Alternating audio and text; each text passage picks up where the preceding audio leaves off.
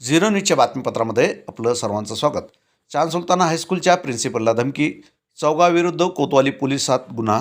नगर शहरातील चांद sultana high school junior college मुख्याध्यापक तथा विश्वस्त शेख मोहम्मद समी इमाम यांनी दिलेल्या तक्रारीवरून कोतवाली पोलीस ठाण्यात चौघांसह 3 ते 4 अनोळखी व्यक्तीविरुद्ध गुन्हा दाखल करण्यात आला आहे. ही घटना 14 ऑगस्ट 2026 रोजी सकाळी 10:30 वाजण्याच्या सुमारास चांद सुलताना हायस्कूल ज्युनियर कॉलेज परिसरात घडल्याचे तक्रारीत नमूद आहेत. तक्रारीनुसार मुख्याध्यापक शेख मोहम्मद समी इमाम हे कार्यालयात काम करत असताना मुशाहिद लियाकत शेख, शेख अकील लियाकत, कुरेशी मुजाहिद बाबूलाल उर्फ बा कुरेशी, शेख नावेद सुलमान तसेच 3-4 अनोळखी व्यक्ती त्यांच्या कार्यालयात आल्या.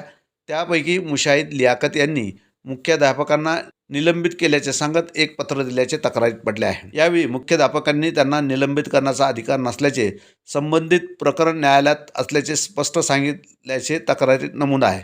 त्यानंतर वाद वाढला आणि संबंधितांनी शिवीगाळ करत दमदाटी केली तसेच मारहाण करण्याची धमकी दिल्याचा आरोप तक्रारीत करण्यात आला आहे.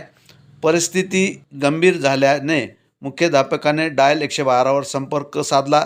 त्यानंतर पोलीस घटनास्थळी दाखल झाल्याने तक्रारीत नमूद आहे. या प्रकरणी कोतवाली पोलीस ठाण्यात गुन्हा दाखल झाला आहे.